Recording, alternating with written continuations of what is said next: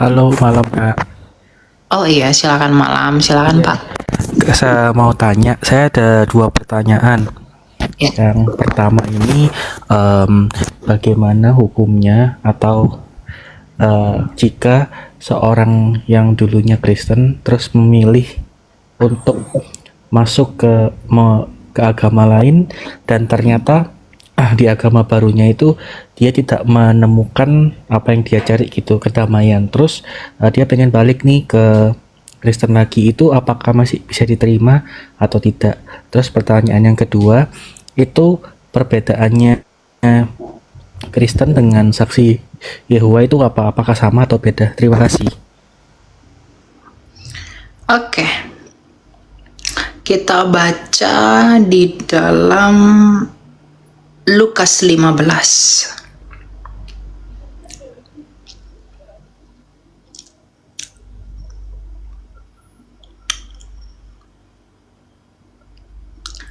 Ya, Lukas 15 ayat mulai dari ayat 11, tapi saya baca dari ayat 29. Ini tentang perumpamaan em, anak yang hilang. Tetapi ia menjawab ayahnya, katanya, "Telah bertahun-tahun aku melayani Bapa dan belum pernah aku melanggar perintah Bapa. Tetapi kepadaku belum pernah Bapa memberikan seekor anak kambing untuk bersukacita dengan sahabat-sahabatku. Tetapi baru saja datang anak Bapa yang telah memboroskan harta kekayaan Bapa bersama dengan pelacur-pelacur. Maka Bapa menyembelih anak lembut tambun itu untuk dia." Kata ayahnya kepadanya, "Anakku, engkau selalu bersama-sama dengan aku dan segala kepunyaanku adalah kepunyaanmu. Kita patut bersukacita dan bergembira karena adikmu telah mati dan menjadi hidup kembali. Ia telah hilang dan didapat kembali." Ini perumpamaan dari Tuhan Yesus yang mengajarkan kita, sekalipun kamu sudah terhilang, Tuhan masih merindukan kamu datang kembali. Dan pintu itu, pengampunan itu masih terbuka lebar. Jadi kalau kamu katakan, aku pindah agama karena hal-hal tertentu, tapi aku pengen kembali kepada Tuhan, bisa nggak aku kembali? Menurut perumpamaan Tuhan Yesus, itulah yang Tuhan rindukan, kembalinya kamu sama Dia. Jadi kamu harus kembali sama Tuhan. Jadi datanglah kembali kepada Kristus, percaya lagi kepada Tuhan, bersatu dengan gereja. Jadi bisa? Tentu bisa. Ya, nah lalu kamu tanya tentang Kristen dan saksi Jehovah. Saksi Jehovah itu apa? Saksi Jehovah itu adalah bidat sesat yang dikutuk oleh gereja, yang berasal dari pengajaran yang disebut dengan Unitarianisme. Jadi nenek moyangnya saksi Jehovah ini adalah Unitarian, pengajaran Unitarian. Ciri khas dari pengajaran Unitarian ini adalah mereka mengatakan bahwa Yesus itu adalah ciptaan, bukan yang ilahi. Nah, itu akan bertentangan dengan argumentasi Yohanes 1 ayat 3, Kolose 1 ayat 15, Yohanes 1 ayat 1, Kejadian 1 ayat 3, bahwa oleh firman Allah telah menjadikan segala sesuatu. Jadi Yesus itu bukan ciptaan, Yesus itu adalah firman-Nya Bapa yang diam secara kekal di dalam Bapa sejak kekekalan. Gitu. Jadi jangan ikuti saksi Jehovah ya. Terima kasih Kak Elia pencerahannya. Makasih banyak ya. Ya, God bless ya. Halo, shalom. Ya, shalom Tricia. Yang Kak, atau lebih baiknya kan, saya ingin bertanya di mana saat ini banyak orang bingung tentang Kitab Wahyu, gitu. Tapi pertama saya ingin bertanya, boleh bertanya tentang di luar konteks ketuhanan ini? Boleh, silakan. Mau tanya apa, Pak? Oke. Saya ingin bertanya di mana pengertian tentang Wahyu pasal 7 ini. Yang perikopnya ya, saya bacakan perikopnya aja karena ini berkaitan semua dalam ayat ini yang mulai dari pasal 7 ini ya. Orang-orang yang dimeteraikan dari bangsa Israel. Maksudnya kenapa? Kenapa tetap di bangsa Israel yang terpilih untuk dimeteraikan? Kalau untuk menjelaskan ini meterai tentang apa, saya sudah paham. Ya, saya sudah paham, tapi kenapa harus orang-orang Israel saja?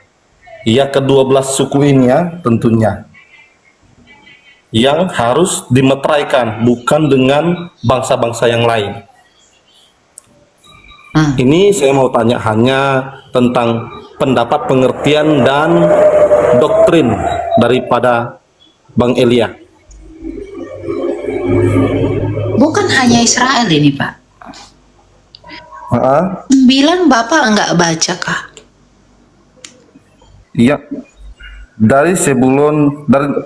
maksudnya di sini dalam pasal 7 ini hanya khusus pasal 7 ini saja dulu. Iya, itu pasal 7 ayat 9-nya itu Bapak enggak baca. Orang banyak yang Setelah tidak itu, kemudian. Oh iya, maaf, maksudnya kan saya hanya terpandang kepada satu perikop ini, bukan ke perikop yang lain. nggak boleh. Semua ayat dibaca. Oke. Ayat 7 itu adalah bangsa Israel. Jadi umat perjanjian lama itu Tuhan meteraikan yang memang berdasarkan iman mereka kepada Mesias yang akan datang. 144.000 itu bukan jumlahnya ya, itu simbol. 144.000 itu artinya angka yang sempurna, 12 kali 12 kali 1000. Nah, di luar Israel juga ada yang Tuhan meteraikan. Baca ayat 9-nya. Setelah itu aku melihat sesungguhnya suatu kumpulan besar orang banyak yang tidak dapat dihitung jumlahnya, dari segala bangsa, suku, umat, dan bahasa, berdiri di hadapan tahta dan di hadapan Anak Domba, memakai jubah putih, ya berarti orang yang selamat ini karena jubahnya putih, dan memegang daun-daun palem di tangan mereka. Dengan berseru mereka bernyanyi, keselamatan ada pada Allah kita yang duduk di atas tahta Anak Domba. Jadi memang yang dimeteraikan itu ada umat perjanjian lama yaitu bangsa Israel, dan juga umat perjanjian baru yaitu kumpulan orang banyak tadi. Oh iya, mohon maaf ya, kayaknya belum sampai di situ aku baca. Harus dibaca semua Pak, makanya. Karena kan saya cuma terfokus dalam satu perikop. Ya. Iya. Itu masih dalam kekurangan saya ya. Nah, yang kedua, pertanyaan saya, di dalam pengertian-pengertian di sini kebanyakan simbol yang ditunjukkan di Wahyu ini kan oleh Tuhan kepada Rasul Yohanes. Nah, di sini bagaimana cara, saya mau minta pendapat ya, di mana bagaimana cara untuk menjelaskan kepada orang-orang yang bertanya kepada saya itu tentang Wahyu ini, karena kebanyakan di sini adalah simbol. Contohnya, justru karena Wahyu itu adalah simbol, maka kita harus memberi pengertian mengenai simbol itu menurut persepsi dan budaya penulisnya. Siapa yang tulis kitab Wahyu itu? Rasul Yohanes. Lalu orang apa? Orang Yahudi.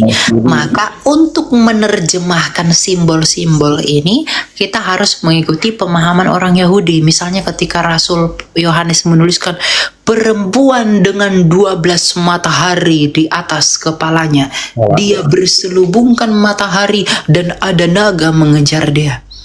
Lalu orang membayangkan ada naga betulan, ada perempuan dengan 12 matahari. Enggak. Perempuan di sana adalah gereja, karena di dalam Hosea umat Israel itu dipandang sebagai mempelai perempuan. Naga itu adalah simbol setan, anak laki-laki itu adalah orang kudus. Gitu. Padang gurun itu adalah tempat perhentian yang Tuhan sediakan.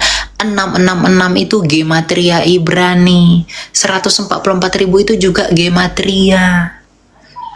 Dan lain sebagainya. Jadi kalau mau 7 sangkakala, 7 cawan, 7 meterai, 7 itu kan artinya bukan harfiah, tapi itu angkanya Allah. Kenapa harus dikelilingi 7 kali di Yeriko? Kenapa si Naaman dipermandikan oleh perintah dari Elisa harus 7 kali? Nah, itu ada maknanya. Dan Tuhan menyesuaikan itu kepada budayanya orang Yahudi. Jadi untuk mengerti kitab suci, jangan patentengan menggunakan pola pikir orang Indonesia. Kalau orang Indonesia atau orang Arab melihat buku Yesus disebut anak Allah, Tuhan beranak, maka datanglah firman Allah tidak beranak dan tidak diperanakkan. Oh yang ngawur ya, karena kamu nggak ngerti arti anak Allah itu apa. Dalam Alkitab anak Allah itu bukan karena dia kawin mengawin disebut anak, enggak. Nah itu dia. Nah makanya ketika Tuhan Yesus mengatakan akulah anak Allah, apakah orang Yahudi bilang gila kamu? Nggak ada Allah beranak. Apakah mereka bilang begitu? Enggak.